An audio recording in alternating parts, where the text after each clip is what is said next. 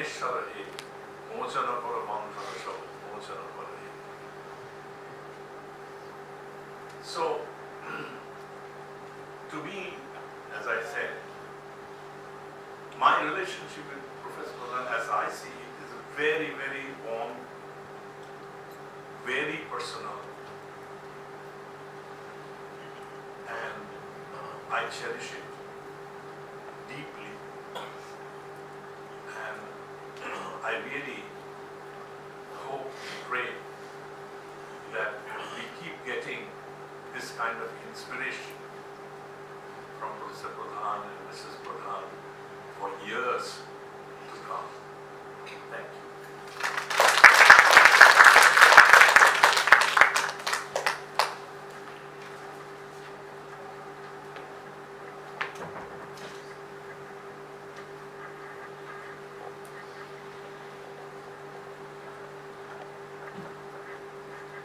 Thank you, Professor Bose.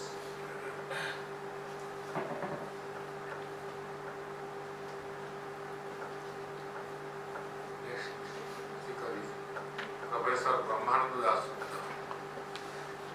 student of Professor Pradhan.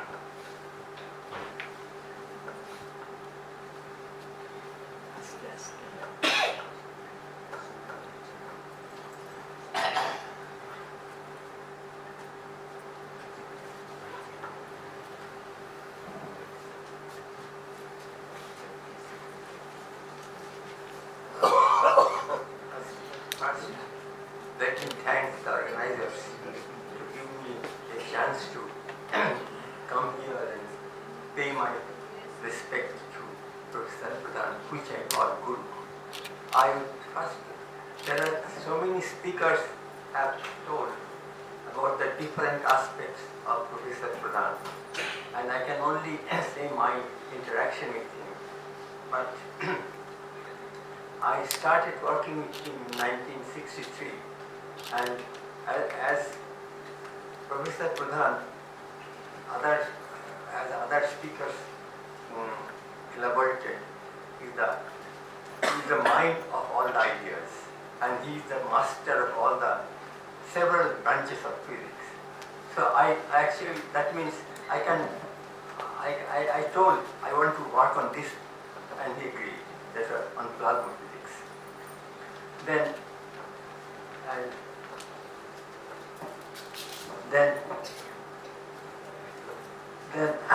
I started working on it, and then because at that time there was a problem of the plasma confinement in tokamak, and that was the diffusion coefficient of plasma in magnetic field.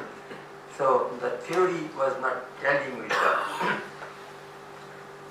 experiment. So Professor Pradhan wanted me to do that, but I couldn't do it. And he suggested one specific statistical method, the SCUBO method. Then it didn't give our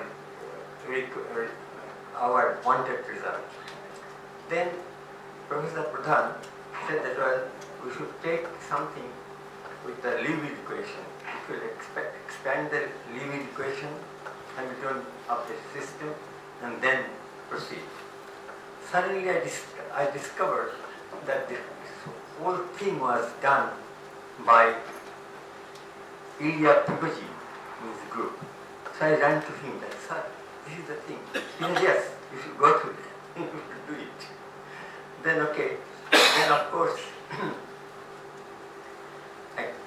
I wanted to do something, but by this time I thought that, well, let me complete my PhD, because to have PhD you didn't do anything very significant, especially when you were working with Professor Pradhan. You had some paper and that's all. Then Professor Pradhan was started with, actually Professor Pradhan was at this time thinking of the electrodynamics with magnetic monopole. And then that was very interesting to me, although that was never my PhD problem. Then is that he said, I said I should alter the Maxwell's equation with the introduction of magnetic monopole. He said yes. Then there is another brilliant student, my junior, Abhijit Lahiri. Dr. Pradhan said that Abhijit should do the quantum version of that, and I should do the classical version of that. We proceeded, and after some time, we actually couldn't do it because of some other situation. But I remember that I formulated Maxwell's equation with magnetic monopole and tried to work out how to detect the magnetic monopole by some radiation. If you move a magnetic monopole with some acceleration, it will radiate something. Then we worked out that, then sent it to a journal. The referee said that the author had calculated the numerical value of the radiation, and we didn't do it. I did it and said that the radiation is far below the detecting range. And at that time we had some very bad habit. If you get some, especially the student, not Professor Pradhan, several times tried us to get out of this habit. If the referee says something, then throw out the paper. No, fight with the referee or no. Even if the referee is saying something wrong, it's not coming out. So I left that paper. Actually, that's still, while all the time I became very sad that Dr. Pradhan wanted me to develop the classical electrodynamics, including magnetic monopole. And last time when I came here, actually my interest in chaotic magnetic field line, that means stochastic magnetic field line, and that actually explained the diffusion coefficient in tokamak of the various order of various proportion to the inverse power of the magnetic field. And actually I repeat what I said last in 2016. Dr. Pradhan gave me a PhD problem. It took 50 years for me to solve it. And of course, that doesn't hamper my PhD. If you do some paper, you get your PhD. That's all. And then,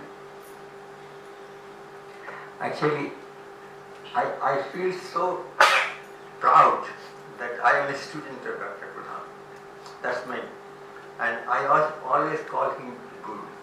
And I was reading Sanskrit all the time. And first I thought that there is a Guru Stotra, and one sloka I found it very appropriate to tell to Pradhan.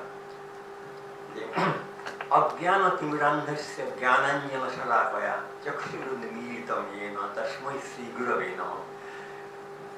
Persons ignorant like that, jnananjana shalakaya, that means with the rod of knowledge, Professor Pradhan opened our eyes. So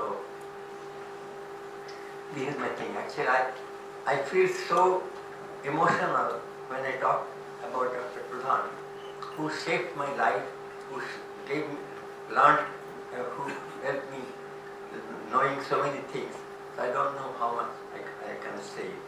So I only say that again, Guru Radhi Ranadischa Guru Paramadalivatam Guru Parataram Nasti Tasmai Sri Gurave Namaha. Nothing is greater than Guru for me. Okay.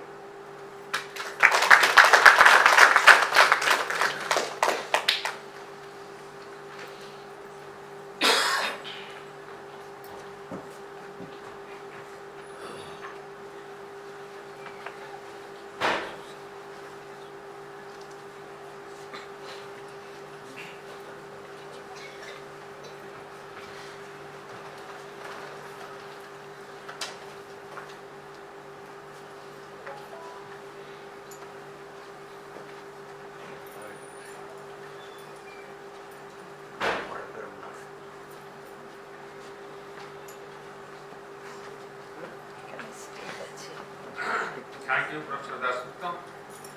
Now, I request Professor Subodh Senoy to comment.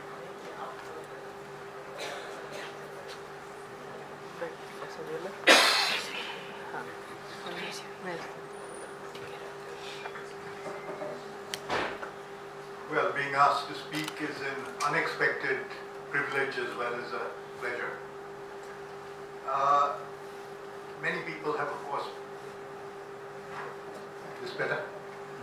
Many people, of course, have deservedly praised Professor Pradhan, and of course I share those sentiments. But let me begin by praising Mrs. Pradhan. Because anything, I'm sure he himself will agree, whatever good things he has achieved could not have been achieved in full measure, certainly without the constant help, encouragement, and taking care of details so he could focus on his work, efforts of Mrs. Pradhan.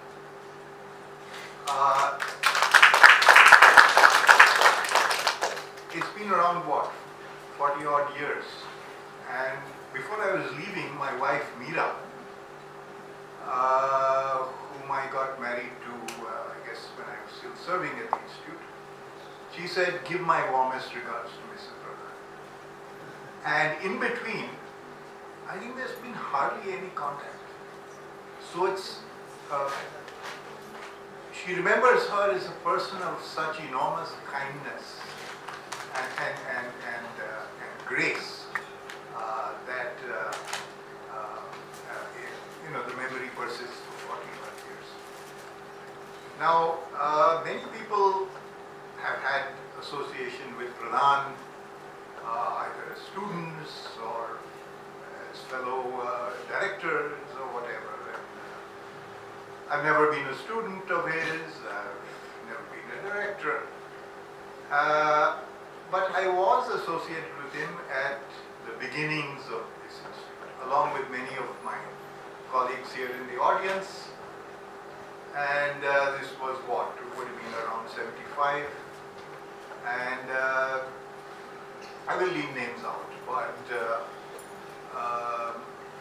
Suchi Babu, Shiv Babu, Dwari Babu, Avinash, Gyano, Lakshmidhar, C.R. Bhagaraj, I mean the list, Ansari, I mean the list goes on, and what we shared was the pleasure and the privilege of starting something new. We all have our ambitions and our desires for our own careers, quite rightly, and that's what drives the profession. But there is also a particular privilege and pleasure of building something outside yourself, bigger than yourself, and which will outlast you. It was a privilege to do this along with my colleagues, and one can only imagine the pleasure that Professor Pradhan gets and the sense of fulfillment at having built something. And we were present at the creation, so to say, and uniquely privileged. We were all young. Everybody, I think, more or less had some association with Professor Pradhan through Saha Institute and other things. I was in some sense, perhaps, the only true outsider in all senses. I had never met Pradhan before doing it. And it was my first real job, and he was my first real boss, and a very good one. And a first real example of an academic seen close up. Pradhan Mantri, Prime Minister. So with a small exchange operator, Professor Pradhan becomes Pradhan Professor, which is Prime Professor, which is primarily Professor, which is perhaps the common thread in all his life, both in teaching and research and administration. Academics drove everything. The desire for quality, the desire for excellence, and yet this ability to work under existing conditions, not a airy-fairy dreamer, but able to talk to people and get things done. And looking back, it is pretty amazing that a state government would provide the huge sum of 10 lakhs a year, which covered everything, including our salaries, and build it and nurture it and develop it and get very distinguished people to be on the board of governors. When I joined, I happened to be at TIFR Bombay in some temporary position, and I was looking to settle down, and I thought, hey, I need a permanent job. And there was also this desire, everybody has it, save the world complex of trying to do something better than something beyond yourself as well. And then I heard of this institute and I applied and was fortunate enough to get it. And we started, as was mentioned, A105 Shahid Nagar. Basically a house, right? Not even an office. I mean, you could have rented an office. It is a private house, staircase going up and bathrooms, and, attached bathrooms. Right? The other quite luxurious. Our desks were very nicely polished. We didn't have a library, we didn't have students, we didn't have a syllabus, we didn't have a course. And then it was kind of interesting that we would all quarrel and argue and fight with each other about designing this new course, which actually I think at that time there were not too many such courses, pre-doctoral courses. Basically reproducing US graduate school, but suitably tailored for Indian environment. And it turned out to be a success. And we thought it was important, and this was the component mentioned earlier, teaching and research are two sides of the same coin. And quite frankly, this is what I never really did apply to TIFR to remain. Probably I couldn't get it, but this was missing. The fact that teaching and research are equally important. Of course, the institute built, Pradhan built the institute, attracted people, and people started working on various things. But of course this dream was there to make it something bigger than a state institute. And frankly, one of the reasons I joined was I wanted an institute, I wanted a central institute. My dad was a university professor, Gujarat University, economics. And he told me, look, if you ever go into academics, go to something central. So I looked at the board of governors, and Raja Ramana was there, and all these very distinguished people from the IIM. A couple of years it will be taken over by the AE, and so this jump is not such a bad jump. Although my colleagues at TIFR in the West Canteen, you're going where? They were kind of, and there was much merriment in the West Canteen that I said, who is there? And I said, Professor Pradhan. Yeah, who else? And I mentioned. And there was a certain amount of merriment that my future colleague would be Behera from Beherampur. So he already owns some.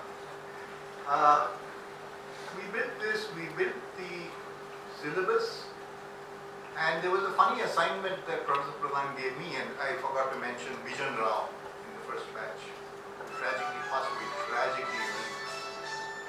And he may have assigned this to other people, but me and Bijan, for some reason I never figured out, he said, design a campus for the future institute. And Bijan's was a very neat fellow and a very messy fellow. So we collaborated, and we went back in suggestion, director Kabango, library must be very important, okay, auditorium and all this. And so Bijan and I, we drew something up, it's probably still around somewhere, I hope it is useful. And we were supposed to add up and make a cost estimates. I think it came to a gigantic amount of 5 crores or something like that. Everybody laughed at us. But yeah, it was there, and when you look around, there are some traces of those ideas in the buildings even now. I mean, this auditorium was in there as part of this larger complex. And it was constantly back and forth. We were sort of junior Ganeshas to his senior Vyasa, and we came up with this. So that was something interesting. And well, the first designing, Avinash, the first annual report, and even this funny symbol of the institute, which is the de Broglie standing wave.